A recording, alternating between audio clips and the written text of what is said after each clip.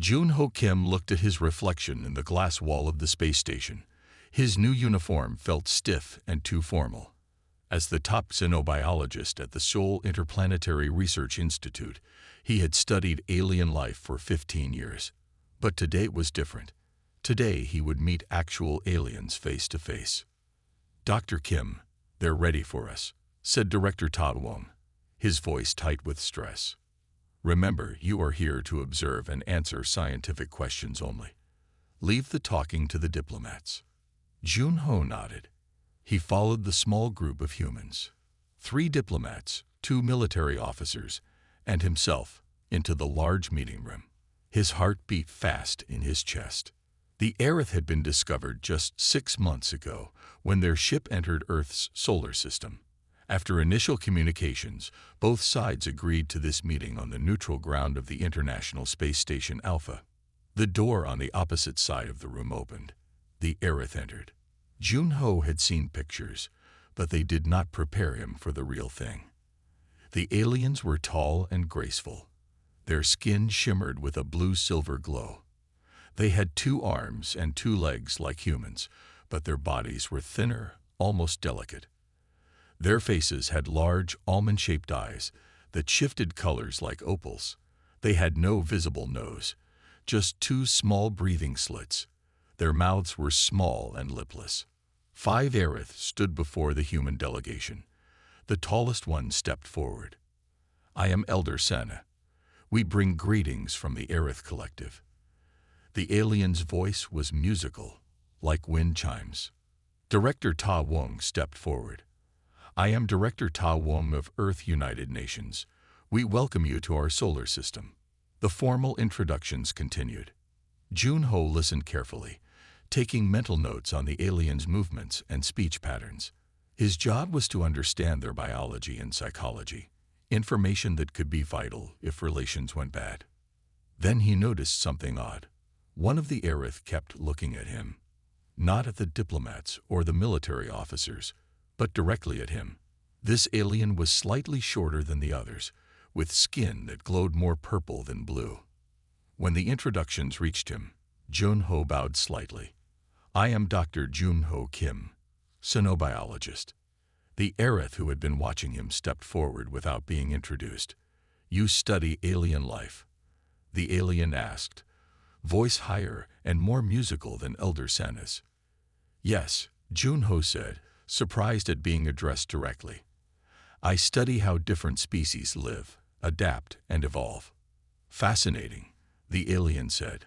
"I am Nura, cultural specialist." Elder Sana made a sharp sound. Nura stepped back, but kept watching Jun-Ho with those color-shifting eyes. The meeting continued with basic information exchange. The humans explained Earth's governmental structure. The Aerith described their collective society. Both sides were careful, revealing little of real importance. After the 2-hour meeting ended, Director Ta Wong pulled Jun-Ho aside. "What was that about?" "That Aerith seemed very interested in you." "I don't know," Jun-Ho admitted. "Maybe because my job is similar to hers. We both study other species." Before the director could respond, an Aerith aide approached them. "Elder Sana requests a private word with Director Ta Wong and Dr. Kim."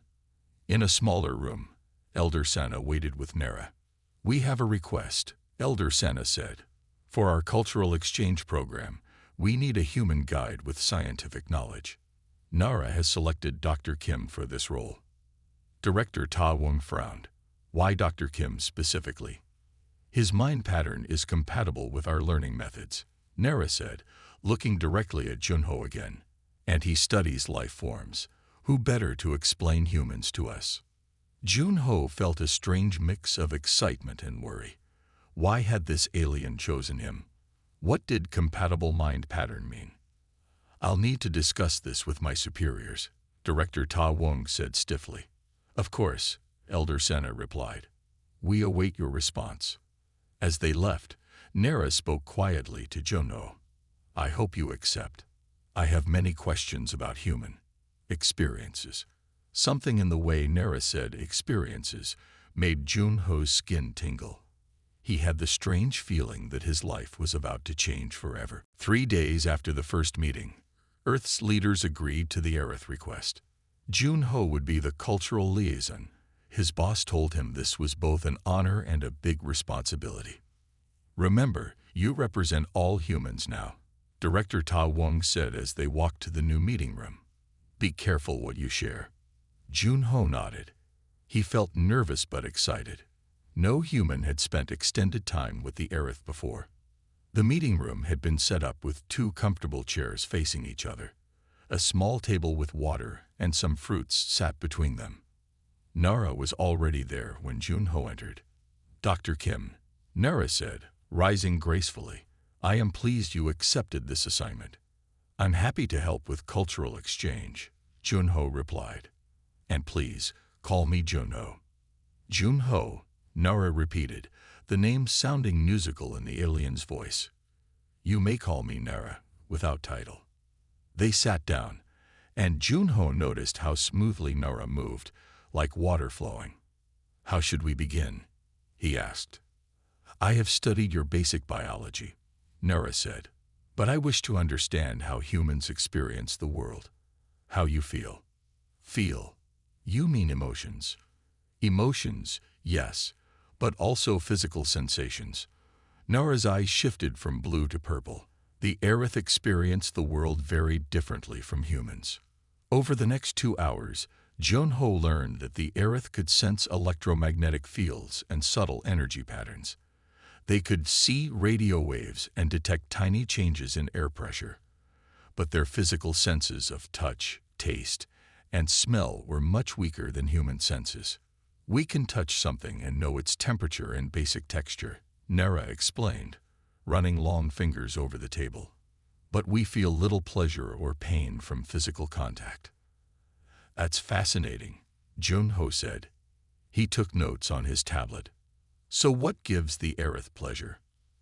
"Complex mathematical patterns, beautiful energy configurations, perfect symmetry." Nara paused.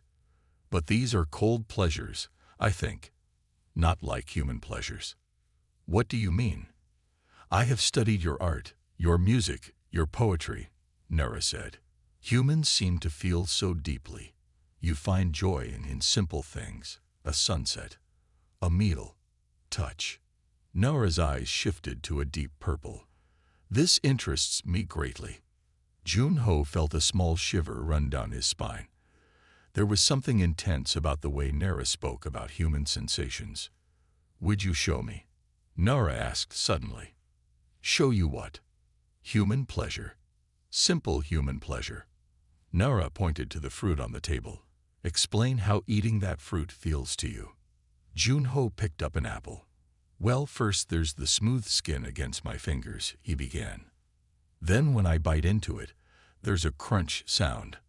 I feel the juice on my tongue, and taste sweetness with a little tartness. The smell reaches my nose, enhancing the flavor." Nara watched with complete focus as Jun-Ho took a bite of the apple. "All those sensations at once," Nara whispered. "And you experience this every day, multiple times." "Yes, with every meal.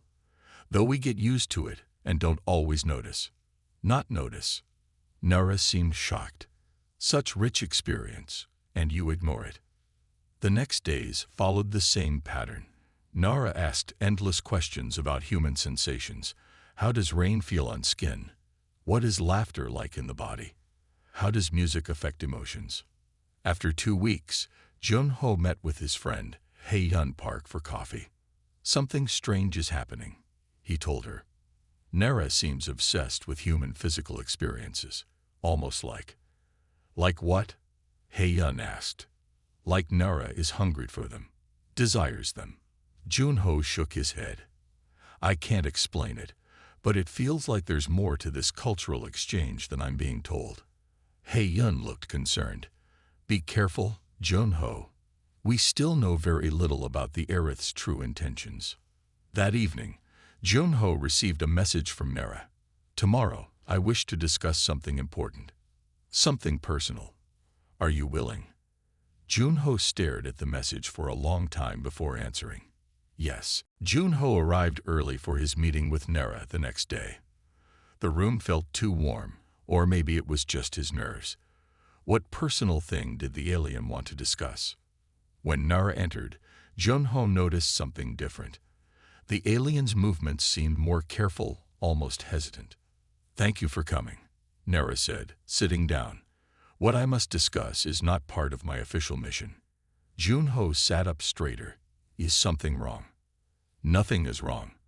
But I must reveal something." Nara's eyes shifted to a deep blue color Junho had never seen before. The Aerith have technology that allows us to temporarily adopt characteristics of other species. "You can change your bodies?" Junho asked, surprised. "Not completely, but we can modify our sensory systems and some physical aspects." Nara paused. "It is how we learn about other life forms." Junho's scientist mind raced with questions. "That's amazing technology. But why tell me this now?" Nara leaned forward slightly. "Because I wish to experience human sensations, not just hear about them from you. I want to feel them myself." The room seemed to go silent. Junho struggled to understand what Nara was suggesting. "You want to become human, temporarily." "Partially human," Nara corrected. "Enough to experience your sensory world. To feel texture, taste food, sense temperature as you do." The alien's voice dropped lower. "To know human pleasure directly." Junho felt his face grow hot. The way Nara said pleasure made him uncomfortable. "I'm not sure that would be allowed," he said carefully. "Our governments have strict protocols." "This would be a private experiment," Nara interrupted. "No one needs to know." "I can't do something like that without permission," Junho said firmly. "It could cause serious problems for both our species." Nara's eyes dimmed slightly. "I understand your concern, but consider the scientific value. No human has ever experienced how another species perceives reality. This could be a breakthrough in understanding." Junho had to admit the idea was fascinating from a scientific perspective. To learn how another intelligent species experienced the world would be revolutionary for his field. "Even if I wanted to," he said, "there are ethical issues. Medical concerns. How would we know it's safe?" "The technology has been tested with 5 other species," Nara explained. "There are no lasting effects. After 48 hours, all changes reverse completely." "I would need to consult with others," Junho said. "My colleague Dr. Park specializes in xenopsychology. She would understand the importance better than our politicians." Nara seemed to consider this. "Would she keep this confidential until we determine if it is possible?" "I believe so, yes." "Then please speak with her." Nara stood up. "But understand my request comes from deep scientific curiosity. And something more." "What do you mean, something more?" Junho asked. "The Aerith life is one of the mind. We think, we analyze, we create." Nara looked directly at Junho. "But we rarely feel. Not as humans do. There is an emptiness to our existence that I never recognized until I began speaking with you." The alien moved toward the door, then stopped. "Consider my request carefully, Junho. It would benefit both our species, and perhaps change how we see each other forever." After Nara left, Junho sat alone for a long time. He knew he should report this conversation immediately. Such technology could be dangerous in the wrong hands. It could be used for espionage or worse. But something about Nara's words touched him deeply. The idea of a being so advanced yet missing something so fundamental to human experience, the rich world of sensation and emotion. He picked up his phone and called Yun. "We need to talk," he said. "It's about the Aerith. And it's complicated. This is either the most amazing scientific opportunity ever or the most dangerous mistake we could make," Yun said. They sat in her small office, doors locked, speaking in whispers. "I know," Junho agreed. "That's why I came to you." Yun tapped her fingers on her desk. "We should report this to Director Tawong." "If we do, they'll shut it down immediately," Junho argued. "Think of what we could learn." And if something goes wrong, if the Aerith technology hurts Nara, or worse, hurts you, Hei-Yun shook her head. The diplomatic damage would be huge. They argued for hours. Finally, Hei-Yun sighed. We need official approval, but not from the top, she decided. I know someone on the ethics committee. Let me talk to her, hypothetically. 3 days later, Junho, Hei-Yun, and Nara met in a special medical room at the Research Institute. Hei-Yun had secured limited approval for a sensory exchange experiment, without revealing all details. The committee requires medical monitoring and full records, Hei-Yun explained, and the experiment cannot last longer than 24 hours. I accept these terms, Nara said. The alien held a small silver device that looked like a smooth stone. This will guide the transformation. Will it hurt? Junho asked. No, but it will feel strange. Nara's eyes shifted to a new color, a warm golden hue. Are you ready to witness this, Junho? He nodded, though his heart beat fast with nervousness and excitement. Nara pressed the device to the center of the alien chest. At first, nothing seemed to happen. Then a soft glow spread from the device, covering Nara's body in light. The change was subtle at first. Nara's thin frame filled out slightly. The blue-silver skin developed a more pinkish tone. The large eyes became smaller, rounder, though they still shifted colors. The small mouth widened, developing what almost looked like lips. After 10 minutes, the glow faded. Nara stood before them, still clearly alien but with many human-like features. How do you feel? Hei-Yun asked, checking the medical monitors.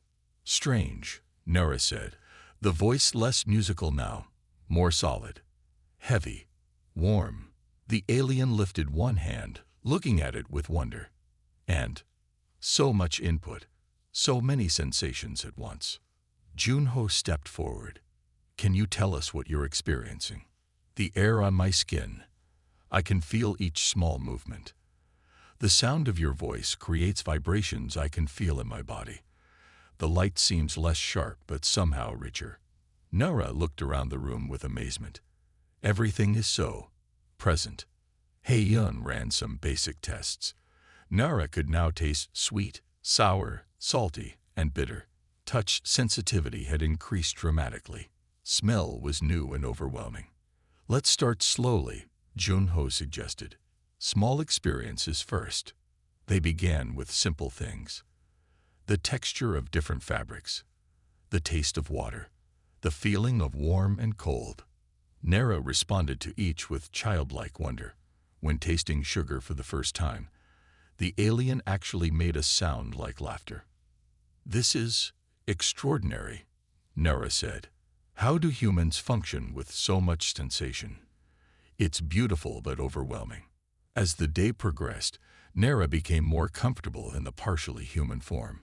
They moved from the medical room to a small garden inside the research building. There, Nara experienced grass under bare feet, the scent of flowers, the warmth of sunlight. With each new sensation, the alien seemed to change subtly, moving more naturally, speaking more expressively. In our normal form, we experience the world as data, Nara explained, touching a flower petal gently. But this is existence itself. Watching Nara, Junho felt a strange connection forming. Something about guiding someone through human experiences made him see his own world differently. Tomorrow, Nara said as evening approached, I wish to experience more complex human pleasures. Like what? Junho asked, suddenly nervous again. Music, art, and Nara's eyes shifted to deep purple. Emotional connection. 2 weeks had passed since Nara's first transformation. What began as a one-day experiment had turned into a series of carefully documented sessions. Each time, Nara stayed in the partial human form longer. Today, Junho watched as Nara listened to classical music with closed eyes, body swaying gently to the melody. The vibrations create patterns that I can feel throughout my body, Nara explained. In my natural form, I would analyze the mathematical structure of the sound. But now, I simply feel it. Junho smiled. Watching Nara discover human experiences had become the most interesting part of his job. His phone buzzed. It was a message from Director Tawong. Meeting. My office. Now. I have to go, he told Nara. Haydun will stay with you. When Junho entered the director's office, he knew something was wrong. Director Ta-won wasn't alone. A stern-looking government official sat beside him. This is Agent Min from National Security, the director said coldly. He has some questions about your work with the Aerith. Agent Min placed a folder on the desk. We have reports that you and Dr. Park are conducting unauthorized experiments with alien technology. Is this true? Junho felt his mouth go dry. We have ethics committee approval. For cultural exchange, not biological transformation, Agent Min interrupted.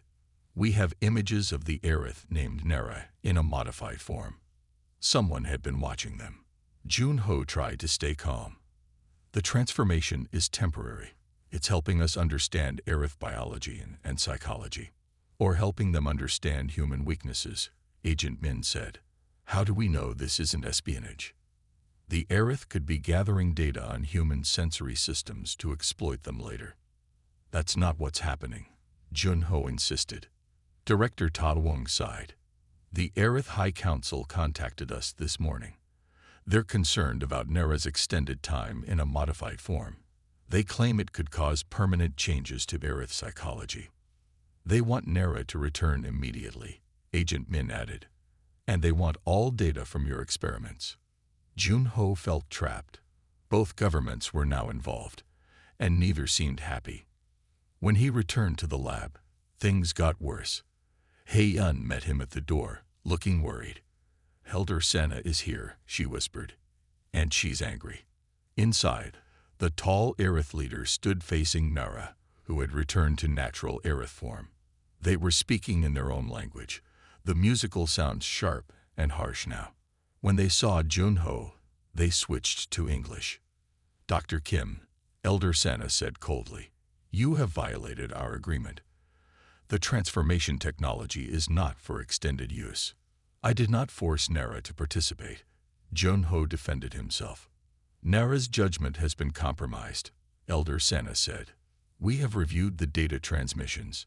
Nara has been sending detailed reports of human sensory experiences back to our scientists. Junho looked at Nara with surprise. Is this true? Nara's eyes shifted to a dull gray. Yes, it is my duty to report all findings. What kind of findings? Junho asked, feeling betrayed. Neural responses, sensory processing patterns, emotional triggers. Nara spoke flatly.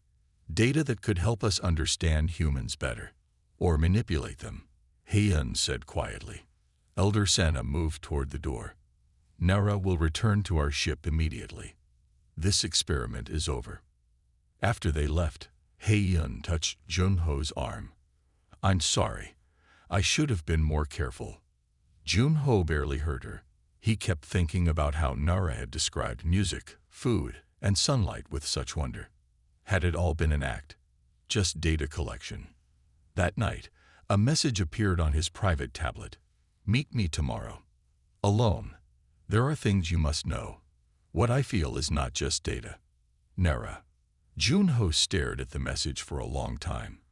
Going would risk his job, maybe more. Not going might mean losing something he couldn't yet name. Finally, he wrote back one word. Where? Junho stood in the empty museum gallery, his footsteps echoing on the marble floor.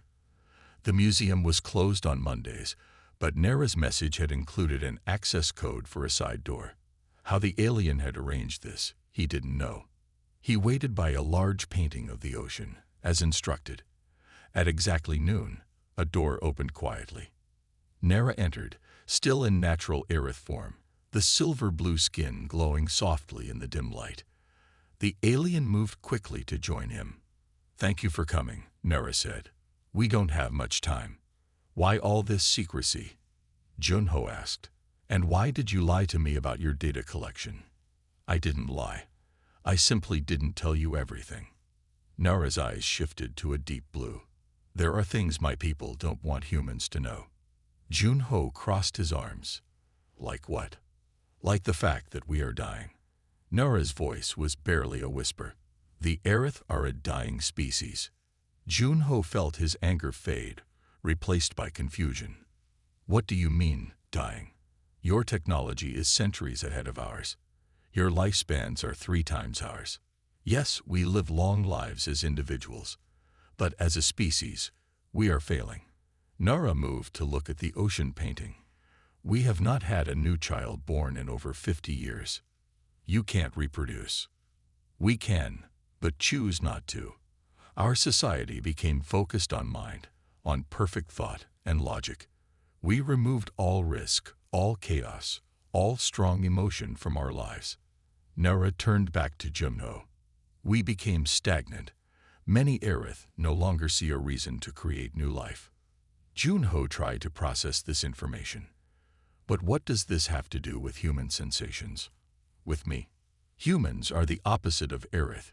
You embrace chaos. You feel deeply. You take risks. Nara stepped closer. When I first transformed and experienced the world as you do, I understood. Humans have something we lost generations ago, passion for living. The pieces started coming together in Junho's mind. So the data you've been collecting is to help us understand what we've lost, how to feel again, how to want to live and create new life. Does Elder Senna know about this? Yes, the High Council authorized this mission, but they didn't expect me to go so far, to actually transform and experience human sensation directly. Nara's eyes shifted to purple. They fear what I've become, what I felt. And what have you felt? Junho asked softly. Everything. Pleasure, pain, joy, sadness. Nara paused. Connection. To you. Junho felt his heartbeat quicken, but it was just an experiment. It began that way, but something happened that we didn't expect. The human sensory experience changed me, created new neural patterns. I am no longer the same Aerith who arrived on your planet. Junho remembered how Nara had changed with each transformation, becoming more expressive, more emotional. What will happen to you now? He asked. The High Council wants to disconnect these new neural patterns, return me to my pure Aerith state. Nara's voice trembled slightly. I don't want that. I don't want to lose what I've learned, what I felt.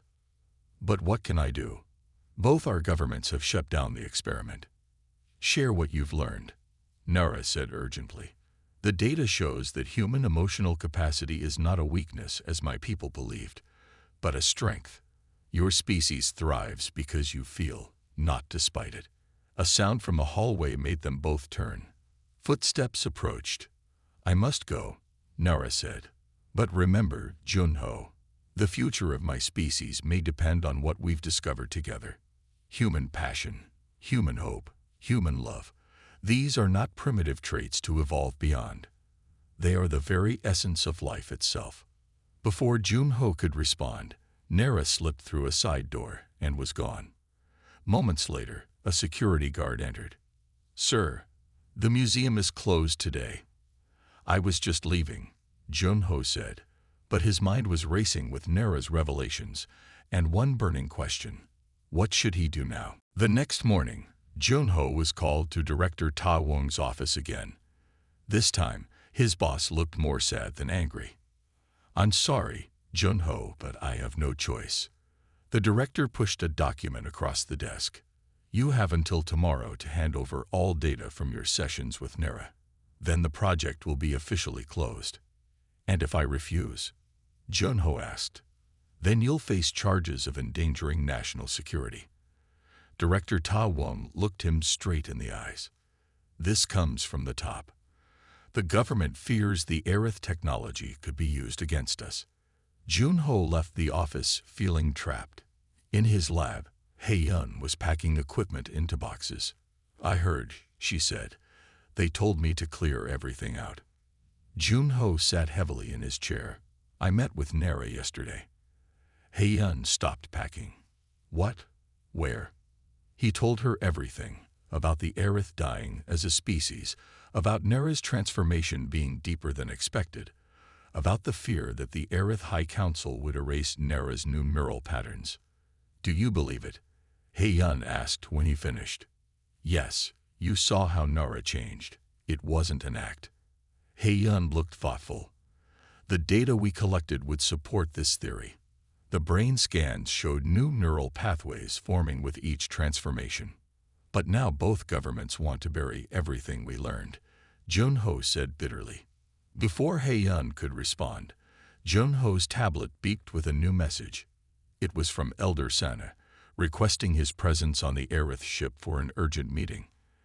I need to go, he told Hei-yun. Don't give them our data yet.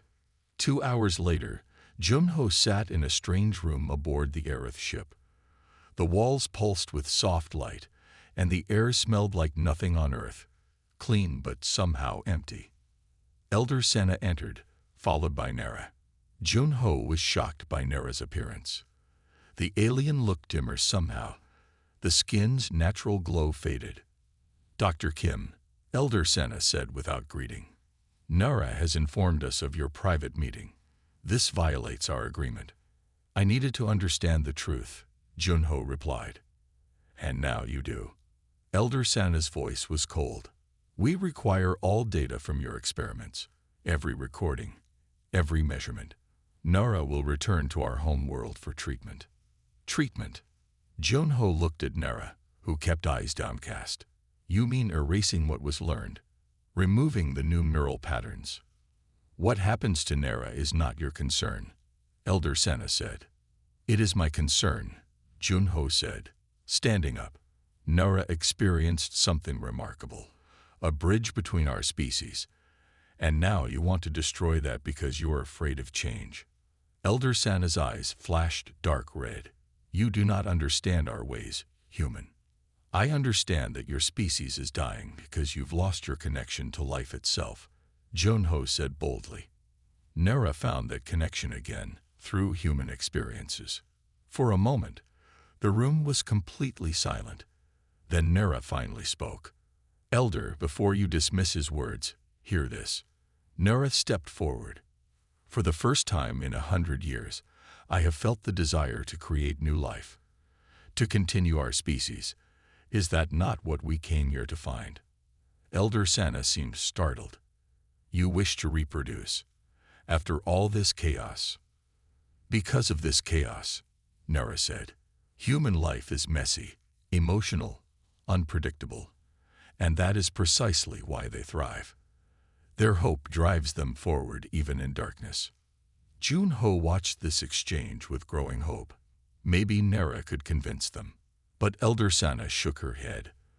The High Council has decided. Nera will return home tomorrow. Dr. Kim, your data must be surrendered, or your government has agreed to take action against you. As they escorted him off the ship, Nera managed to whisper, one last transformation. Tonight. Please. Back on Earth, Junho faced an impossible choice. Surrender everything and let Nera's discoveries be erased, or risk his career and freedom to protect what they'd learned together. He called Hei-yun. I need your help one more time. This is either very brave or very foolish, Hei-yun said, as she helped set up the equipment in the small lab they had secretly accessed. It was midnight, and the building was empty except for a few night guards they had avoided. Probably both, Junho admitted. He checked his watch. Nera should be here soon. They had copied all their research data to a secure drive. If their plan failed, at least the knowledge wouldn't be lost. The door opened, and Nera slipped in. The alien looked tired, the natural glow even dimmer than before. Thank you for doing this, Nera said. I don't have much time. The ship leaves at dawn. What exactly are we doing? Hei-yun asked.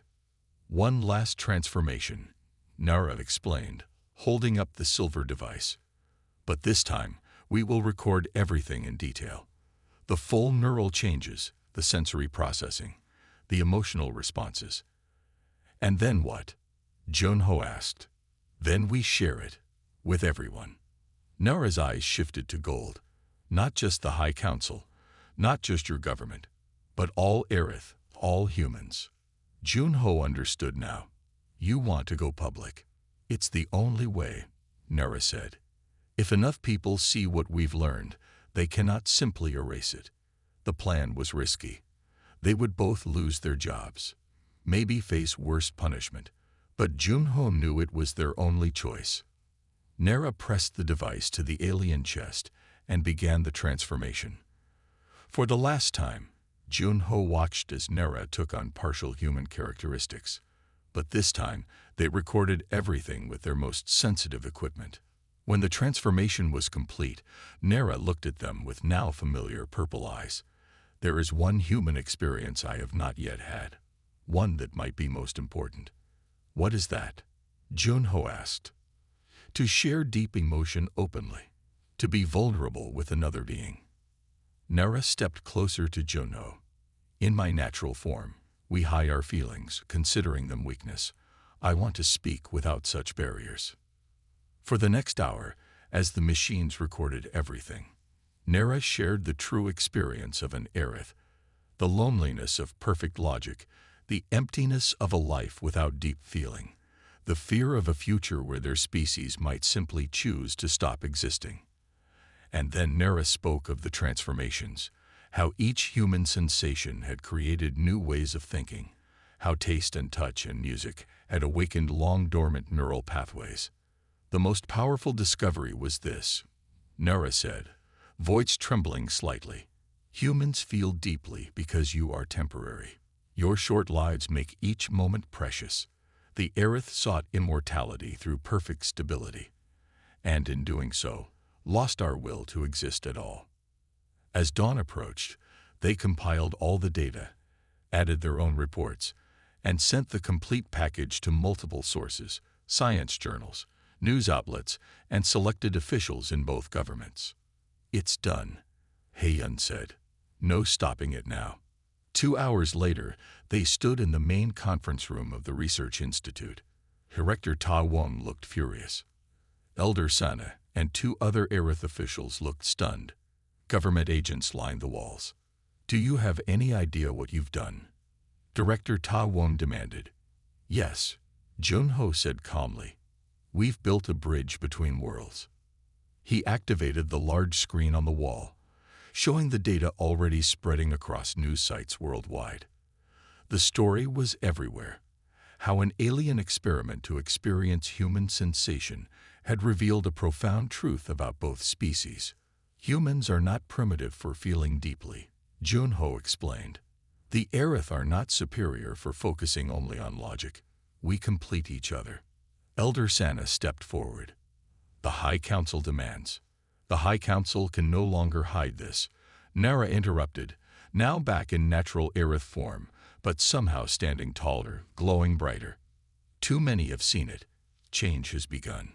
6 months later, the first human Aerith exchange program welcomed its first 100 participants from both species, and at its center stood Junho and Nara, the unlikely pair who had shown 2 worlds that the path to survival lay not in isolation, but in sharing what made them different.